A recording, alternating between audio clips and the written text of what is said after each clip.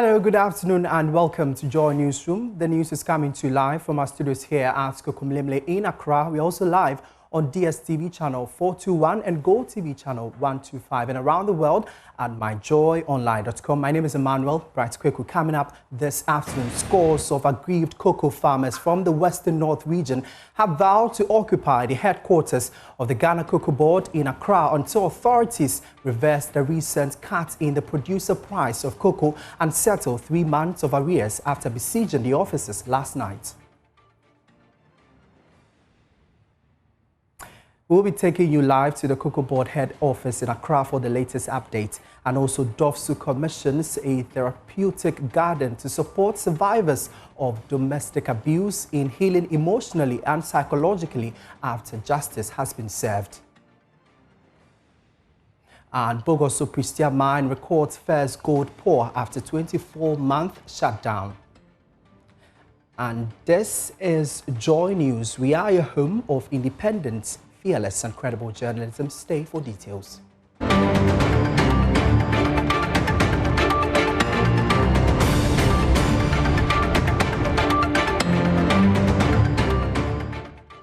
Coming back, and President John Dramani Mahama has expressed optimism that Ghana will supply steel to the entire West African sub-region if the country succeeds in building a strong domestic steel industry capable of meeting its own needs. According to him, this vision is the reason his government is putting the necessary mechanisms in place to support businesses and help them thrive. Speaking at the commissioning of the B5 Plus Limited Steel Ball Mill and Session Mill manufacturing plants, President John Dramani Mahama stated that the allocation of 110 million cedis in the 2026 budget to operationalize the 24-hour economy policy demonstrates his government's seriousness about the industrial growth and economic transformation. Africa is projected to require over 100 billion annually in infrastructure development. West Africa alone faces significant infrastructure deficits. If Ghana develops a strong steel base, we will not only build our own roads and bridges, we will also supply steel to the whole sub-region. This is how infrastructure becomes industrial strategy. The 24-hour economy program is particularly relevant to energy-intensive industries such as steel manufacturing. And I had the honor and privilege yesterday to sign the 24-hour authority bill into law.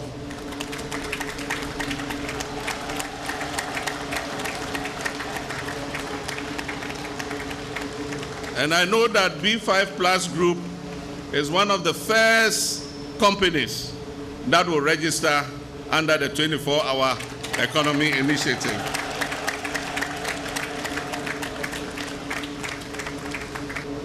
The allocation of 110 million Ghana cedis in the 2026 budget to operationalize the 24-hour initiative program reflects our seriousness. When factories run 3 shifts instead of 1, employment rises, productivity increases, and exports expand. And you heard there President John Dramani Mahama. Now, government has come under intense criticism from both the NDC and NPP in handling the alleged exploitation of Ghanaian women by foreign nationals. Speaking on News File on Joy News, leading member of the NDC, Inusa Fuseni, says the security and intelligence agencies failed the state and the women. Well, why do we pay them? Why do we pay the intelligence agencies? That they should sleep until there's a problem? That's what you think? So if a terrorist was at Accra recruiting people to go and fight in Burkina Faso, you mean we wouldn't have known that until... Now I get your angle. Yeah, so you must be interested in what is happening. I mean, this man is not a black man, it's a white man, he's there preying on women, and then you say, oh, no, we don't, the state should not come in at all. It's one of the failures of state. This is one of the failures. I mean, our security agencies must be up and doing. You're suggesting that this is how easy a terrorist can do anything around. Now, Member of Parliament for the Efia constituency, Isaac Yabuama Nyako, also stated that the state agencies had gone to sleep. He called for strengthened national security measures and enhanced public vigilance. But importantly, if you consider where the man has come from and then the things he did over a period of time, I want to share with my colleagues' view that the state had gone to sleep. You see, our intelligence gathering in this country has not been on top of issues over quite some time now. And it's very worrying that in such an exposed area like the mall is not a corner somewhere in a village where you expect such things to happen and can only be exposed through the media like we've seen. But when you have an open public space, and then this gentleman has been doing this for a while, and even the people that have seen him do that, how were they responding to such things? Now let's go to the cocoa sector, because some scores of aggrieved cocoa farmers from the Western North region have vowed to occupy the headquarters of the Ghana Cocoa Board in Accra until authorities reverse the recent cut in the producer price of cocoa and settle 3 months of arrears. Last night, the farmers staged a protest at the Cocoa Board headquarters in Accra, insisting they will not leave until their demands are met. They say the delay is worsening the economic situation for farming households. The protest comes at a time when Ghana's cocoa sector is grappling with global price volatility, declining output in some areas, and financial pressures on the Cocoa Board. Although the regulator says it has released funds for license-buying companies to pay farmers, many of them say the money has not yet reached them at the farm gate levels. Our children no longer want to go into cocoa farming because they see the struggles we go through under successive governments. Meanwhile, there are no jobs in Ghana for them after they complete school.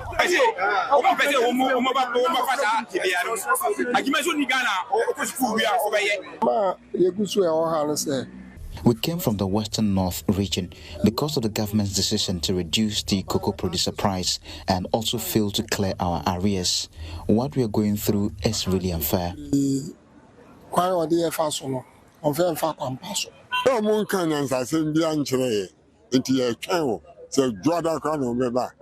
They have not told us anything meaningful yet, and that is why we are still here. If it means waiting until Monday to hear from them, we will wait. They claim they give scholarships to children of cocoa farmers, but that is not true. Cocoa for the scholarship. Scholarship. Now, Public Relations Officer for Cocoa Board, Benjamin Lawe, addressing the protesting farmers, assured that the company has begun paying the various license-buying companies to settle their arrears. He added that their call for the restoration of the producer price will be presented to management for possible resolution. First one,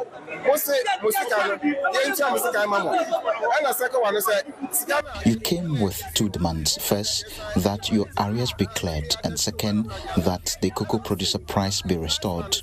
We hear you. Let me address them one after the other. Regarding the arrears Cocoa Board owes you, we have released about $1 billion Ghana cedis to the license buying companies to immediately clear them.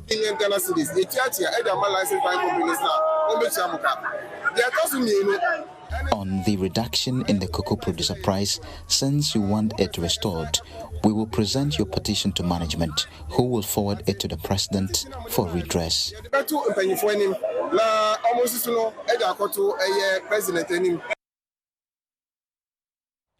Now, my colleague Fatao Bayaga is currently at the Cocoa Board headquarters in Accra for live updates. Fatao, we want to find out, we understand that some of the farmers picketed all night. What can you report?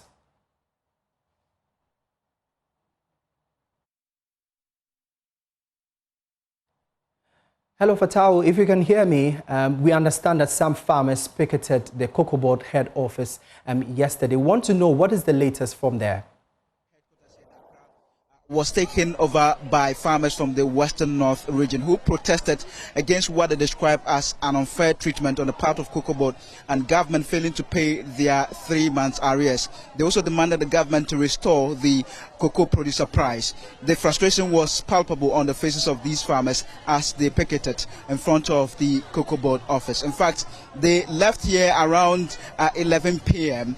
Saying that they wanted to hear from the Cocoa Board CEO to be sure that their concerns would be met. And many of them said that life has become really unbearable for them. They are unable to pay their ward school fees and other very important basic needs because of this particular situation. So as we look behind me, you see that this whole place has now been taken over by traders.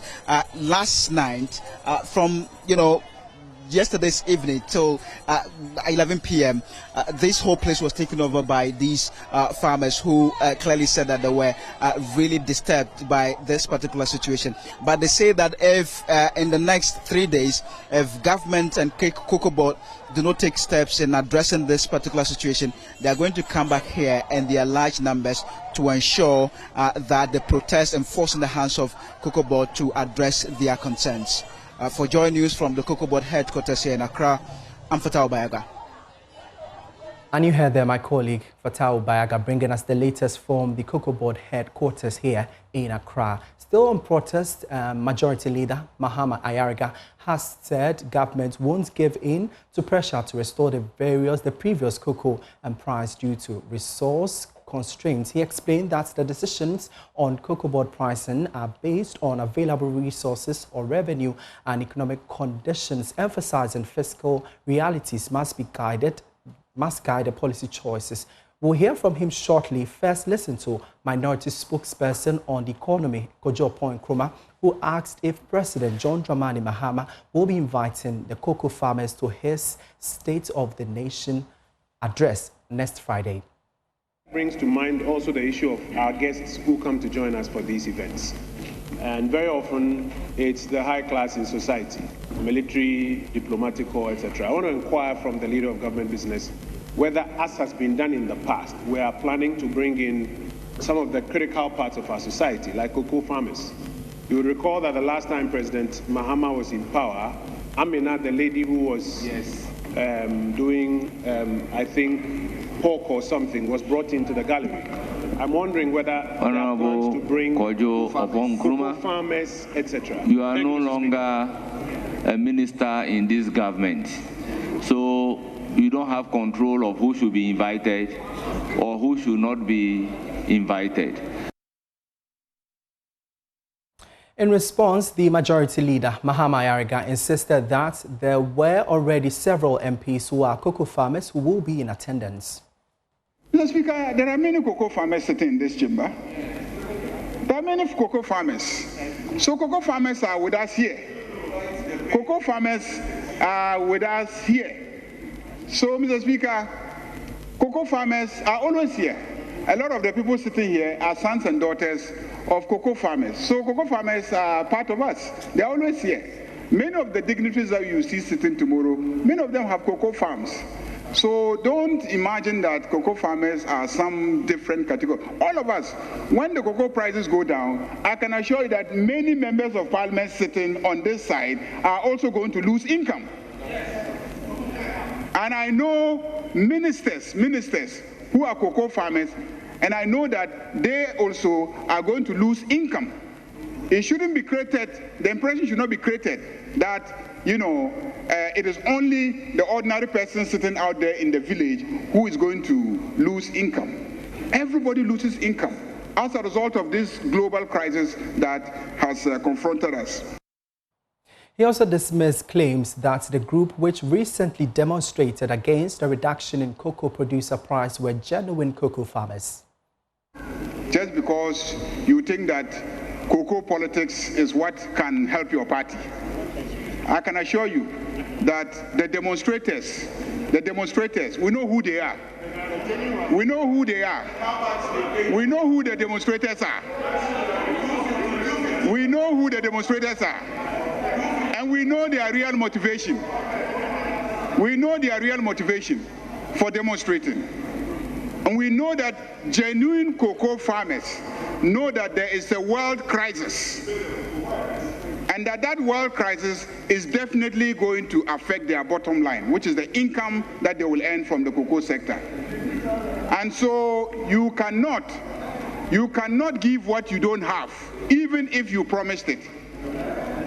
Even if you promised it, you cannot give what you don't have, because what you are proposing is what you did, and you collapsed the economy of Ghana. You put Cocoa Board in debt over 36 billion Ghana cedis.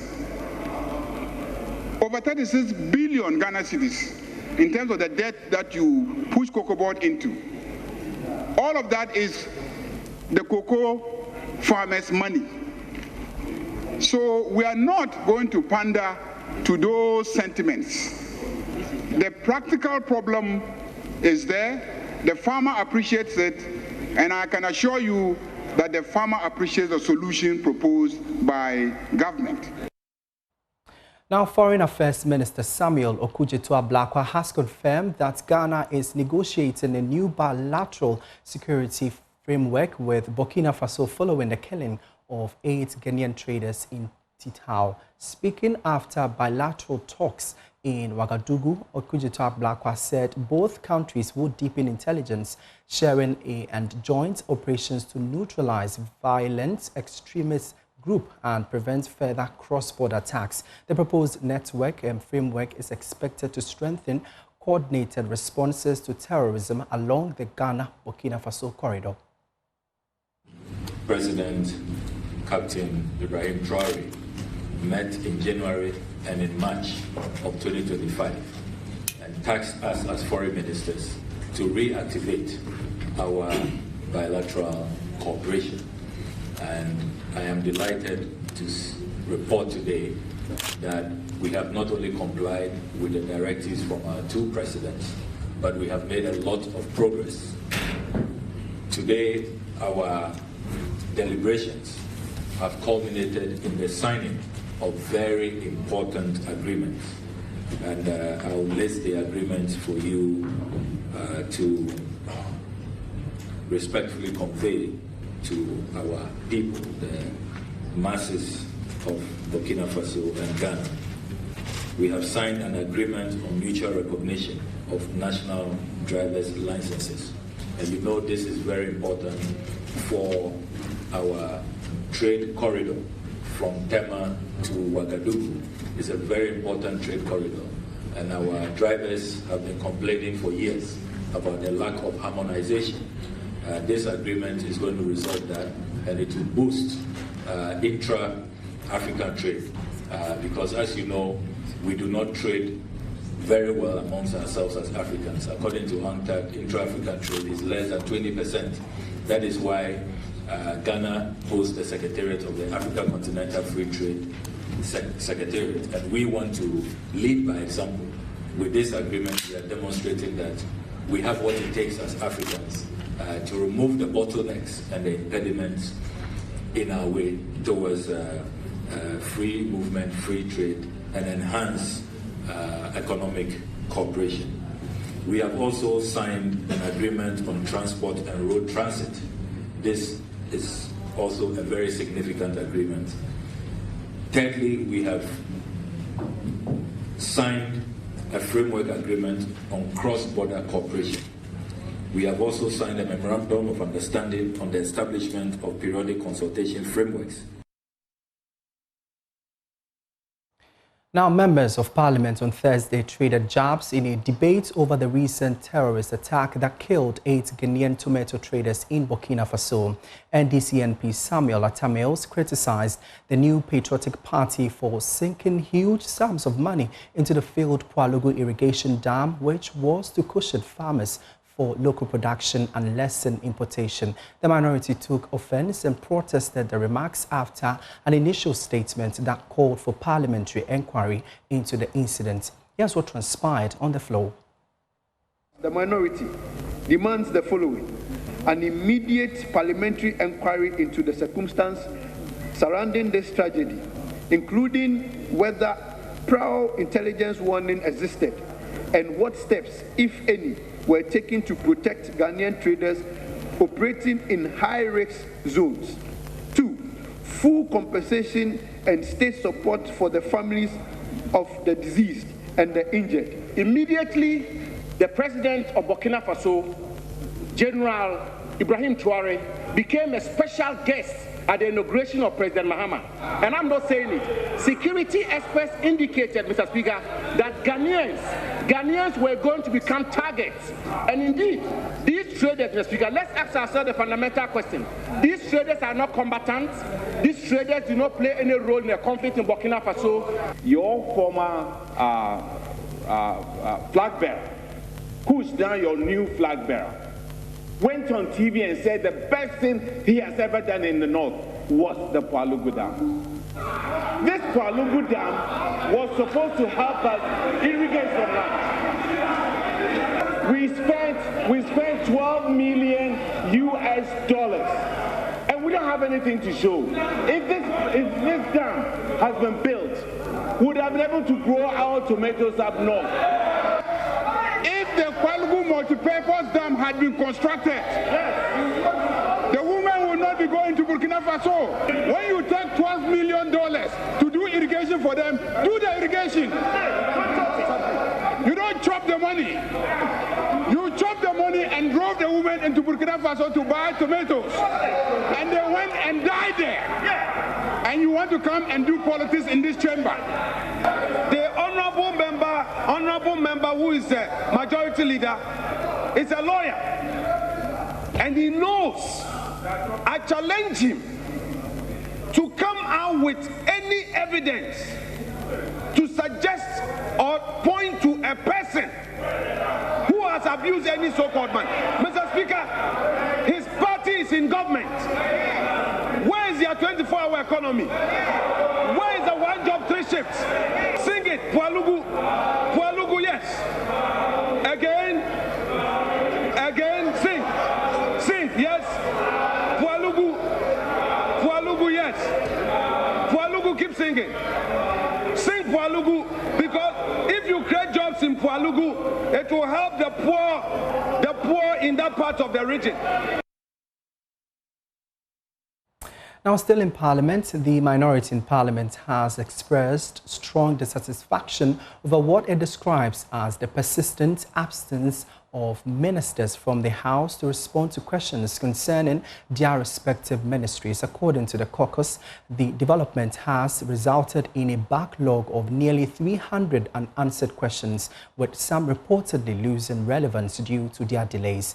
Raising the matter on the floor of Parliament, the minority chief whip Frank Anodompre described the situation as unacceptable and a disregard for parliamentary oversight.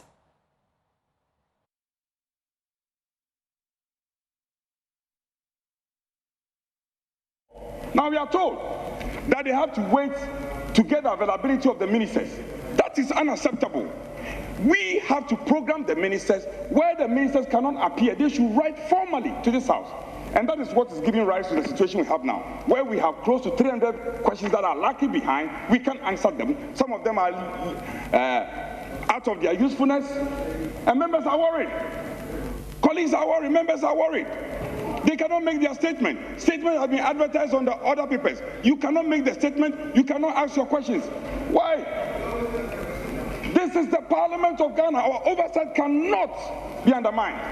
I insist, from henceforth, when the questions go through the process and then they are adopted, business statements adopted, same must be communicated to the ministers.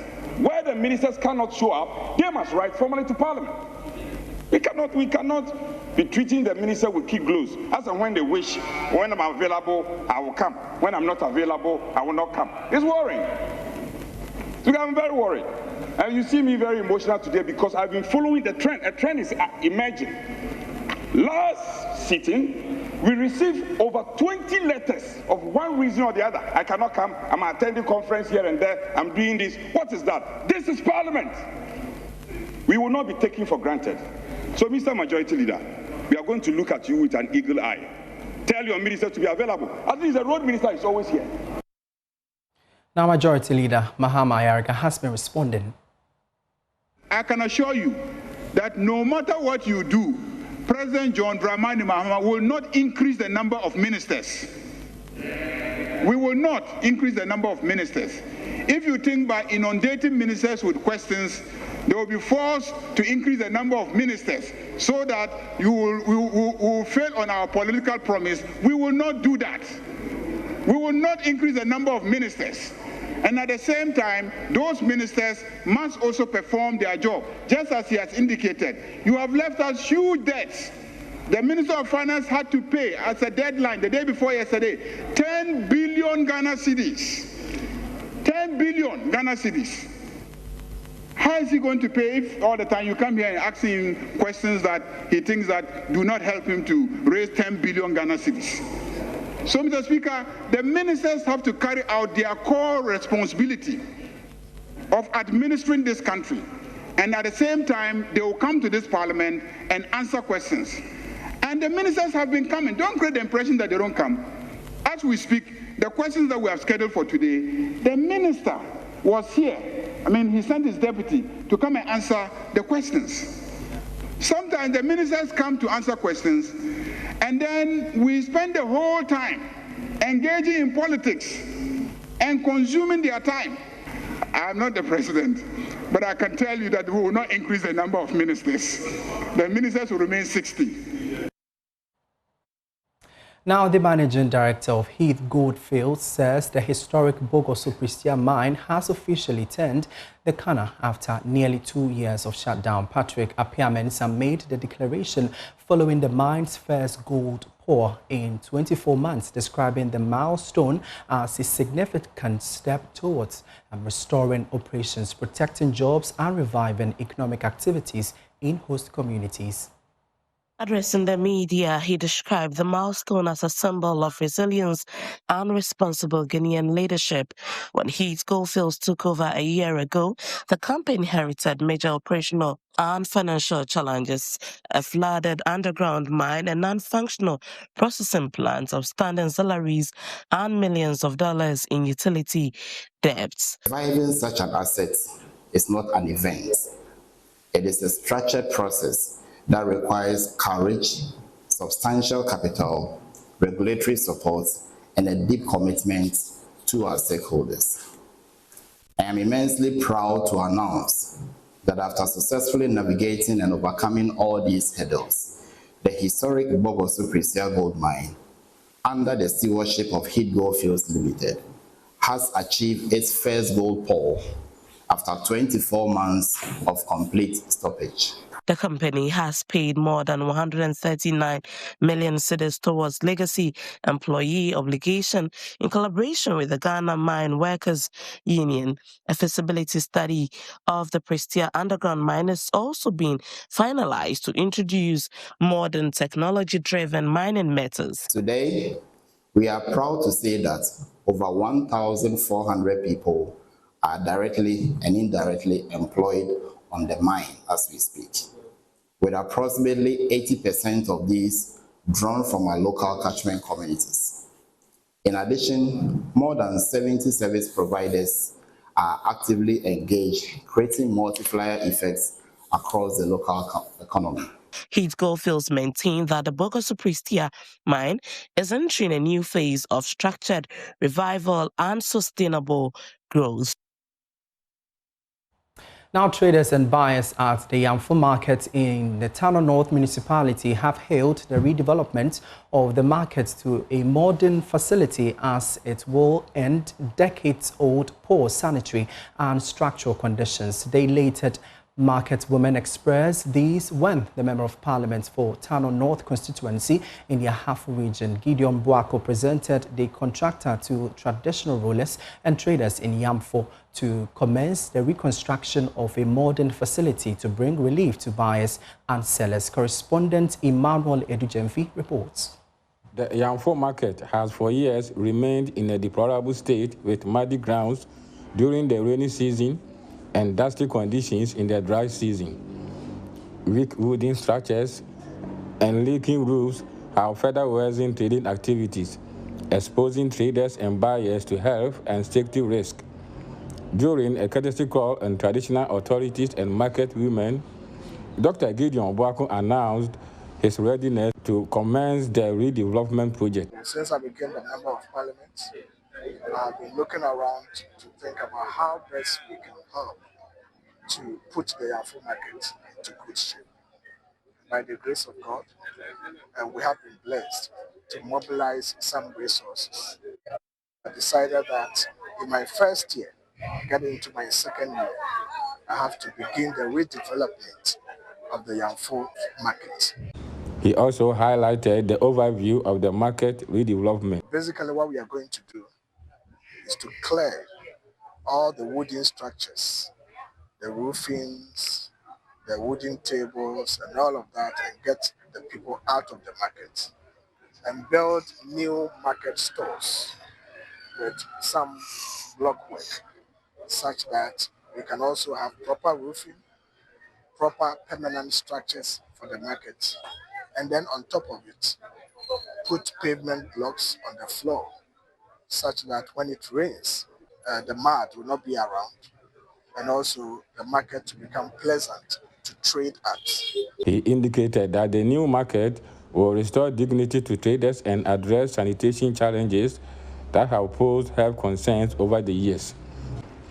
The Paramount Queen Mother of the Yamfo Traditional Council, Nana Dakwa Ampemchirewa II, described the intervention as a dream come true and commended the MP for his commitment to the community's development. Na yamfudwa no eyemaniso ade hu na hwan na eba abeboa ma yamfudwa no ya ba be e fa ne se be boso memiensani na oyese se de nyankopon nanano mado okonya emwa bi afu baabi nti no pese edwa no obana obeye enti onabo nyankopon onshraw onya okese. Some traders, including Yakunedu, expressed excitement, saying the persistent market conditions will soon be a thing of the past. So doctor say, when you and so to the annual teacher, the annual good, who are running so bold. This all butter obi table. Aha, baby, a wire cram, no aqua could jinaho, no aqua could not say so better jaya, and sana. What will you feel? The reconstruction of the Yamfo market is expected to improve trading activities and enhance sanitation standards in the area. Reporting from Yamfo in the Tano North Municipality for JoyNews, Emmanuel Edujenfi. Now, traders and shoppers at the Agbobloshi markets are operating in conditions that sanitary advocates warn could spark a disease outbreak. In the latest phase of the Joy Clean Ghana campaign, our team discovered heavily choked drains filled with waste and stagnant water and visible infestation of maggots and cockroaches just meters away from where food is sold. My colleague Stephen Mensah has more in the following report. It won't be a fluke that you get sick quite often. It may be due to this, the poor state or the poor nature of the Agbobloshi market. This is where some traders say to ply their trade. Right here, infested with cockroaches. For these traders, they argue that they do not have anywhere to sit to ply their trade.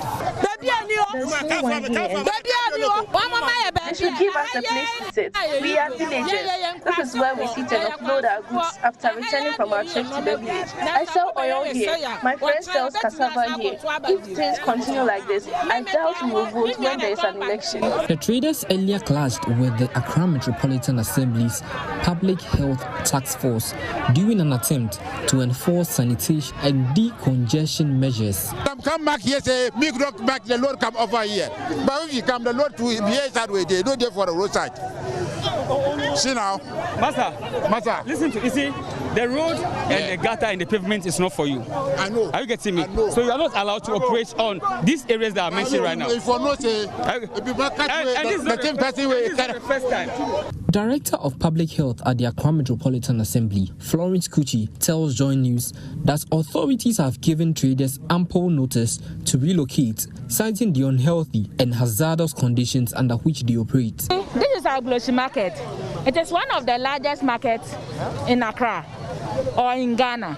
It's a bulk-breaking market. And there are a lot of traders in the market here. But we don't have a lot of stalls. People have stalls inside. Nobody is supposed to use, initially nobody was supposed to sell behind the dwarf wall. But now we have seen that there are a lot of people who don't even have a place to sell their things. From the Agbogbloshie market here in Accra, I am Stephen Mensah for JoyNews. Now, in an era where climate risks such as windstorms and erratic rainfall are intensifying across northern Ghana, one school in the Wa municipality offers compelling evidence that simple community-led interventions can deliver long-term climate resilience.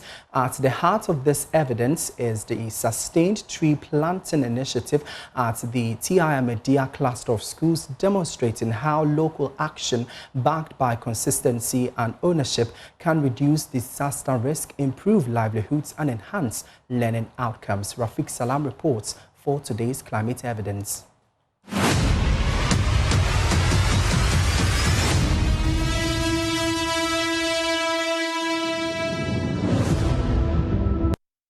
The first thing that greets you on entering Ahmadiyya cluster of schools, sandwiched between the Wasnet flats and the Ward Labour office, is a bevy of trees that envelopes the entire school. The school was established in the mid-70s but moved to its current location in the early 80s. 5 years after its establishment, there was a heavy windstorm that ripped off the entire roof of the school structure, forcing them to relocate to the World School for the Deaf. Sadi Samsidin is a former pupil of the Ahmadiyya Primary School. The zinc, it ripped off the zinc completely as a result of the strong nature of the wind. This thing, I believe, was one of the reasons behind the masters foreseeing that if we don't do anything, there can be a rare occurrence. Like you rightly said, when it happens, we have no place to have our classes going on. They have to go and negotiate with World School for the Deaf to move us into that place to have our classes while they put measures in place to get the roofing back for us to continue our studies. Following the roofing of the school, its pupil was tasked to plant a tree aimed at preventing future destruction of the school by a windstorm. And then each student was given one plant each. Let me borrow Nana Akufo-Addo word, one man, one tree. Then these things started, and each student was to make sure that a plant was given to you to nurture from beginning to end. And at that time, there was only one borehole down here, 200 meters away from where we are now, where every student was to go and fetch water to water them morning and evening. If you happen to lose your plant, whatever you will do to replace it, you have to do. I remember very well that some of us came and then our plants were not doing very well. We have to come and use some trees and leaves to, in a way, take the eye of our masters from it, not to know that our thing was dying. The idea of the tree planting at the school was further enhanced at the junior high school when it was established. Started somewhere in 1989 under the headmanship of Mr. Abbas Isaac, who had some able teachers. Some of them I can vividly mention as one Mahmoud Bashiruddin Yahya. We can talk about Mr. Anani and one Michie. This was a group of teachers who were so passionate. Acting Apostle Director of the Environmental Protection Authority, EPA, Jonathan Pierreko, embraced the tree planting initiative at the school, which he said will go a long way to reducing the risks of climate change. And when you get there, apart from they planting the trees and getting a good condition in terms of temperature and shade, you also realize that it protects the building from roofing of any storm that comes. The school is protected. And apart from that, the conditions that make students sit comfortably. If you look at the teachers, they even don't sit in the staff common room. They all prefer to sit under the trees and have a natural environment, fresh air that they breathe in to make them more healthier than if they were to be sitting under the fans in a hot room. It would have been very nice for them. The serene and conducive atmosphere at the school aids in teaching and learning. During the era of the COVID-19 pandemic, it served as the last line of defense for the teachers and young learners. Headmaster of TI Ahmadiyya Junior High School Block A, Ibrahim Fozi Jibril, stated that beyond the provision of seats for the teachers and pupils, there is also the economic aspect of the foods, particularly the cashew plantation, which yielded to the construction of more classrooms for the school. For instance, last year, when we harvested the cashew, we were able to buy grab balls, bought plastic chairs for teachers, bought a football, and some other things. Beyond the beautiful vegetative cover, coupled with a serene and conducive learning environment, the school has won several national and international awards. And a lot of visitors have come here to pat us on our back. And they wondered how we were able to do this, and looking at the age limit of these people. Many people have come here with a lot of commendations to the school. I can't remember the years, but I know when Mr. Aisha was here a number of times, when we used to do World Environment Day celebration, we used to award schools, we give them. We did. They got a number of awards from us and citations. It is the wish of authorities at the school to extend the tree plantation initiative beyond the compounds of the school. They are, however, faced with challenges which made them to push back on that plan. We have people also coming in with their cattle to graze in this area. And the cattle in particular, when the cashew seedlings are still very young, I don't know whether it has an effect on them. When they just see them, they use their horns to destroy them. So that has been our bane. If not, we have tried replacing and extending the plantation, but we faced a few challenges. A beautiful dream by few teachers of averting future disasters, embraced years later by hundreds of pupils, has now blossomed and ballooned, won national and international recognition, and still solve sometimes the economic needs of the school. My advice is that every school that have space should try as much as possible to plant trees around their buildings. First, to reduce the climatic conditions there, cool temperature, fresh air to breathe in, and also to protect their buildings. Where even we don't have much, but we should try to put up rising buildings than to have flats to occupy all our land. These days it's difficult. And even apart from our schools, we think every household have at least 2-3 trees in their house. Any pupil who attended TI Ahmadiyya Primary School in the early 80s was tasked to plant a tree. In some cases, it was done in pairs. Behind me is this tree that was planted by me and a certain Rashid IB Siddiq. After 30 years, it is now fully grown and bearing fruits. Reporting for JoyNews, Rafiq Salam. Wow. This brought to you by JoyNews in partnership with CDKN Ghana, University of Ghana Center for Climate Change and Sustainability Studies, with funding from Claire R4I Opportunities Fund. We'll take a breather here. We'll be right back with more. Please stay. And you're welcome back. Let's do some other stories now. DOFSU Director Owusu Acheme has urged Ghanaians not to hesitate when faced with sexual assault, advising victims to immediately rush to the nearest hospital for medical attention. The call comes during the commissioning of a therapeutic garden at the Domestic Violence and Victim Support Unit, designed to provide survivors a safe and healing space even after justice has been served. The Domestic Violence and Victim Support Unit has commissioned a therapeutic garden offering survivors of domestic abuse a peaceful space to recover from trauma even after justice is served. Addressing the gathering, DOFSU Director Owusu Acheme emphasized the importance of immediate reporting and proper medical care for victims of sexual assault.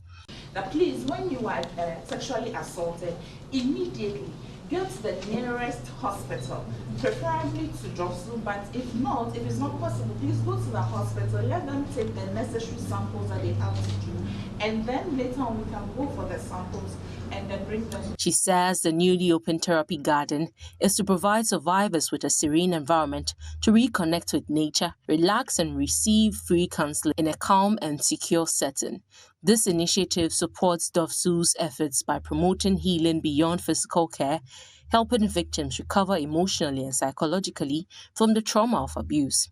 The project also includes laboratory equipment to strengthen evidence gathering and improve medical documentation services for survivors. We want to work with the survivor through the justice process as well as the healing process. So beyond justice, there is healing. And that's why we have the garden, the therapeutic garden. So the therapeutic garden is to aid the survivor in her recovering process. We all know that the survivor does not recover in a day or 2 or 3. It can take a year, 2 years.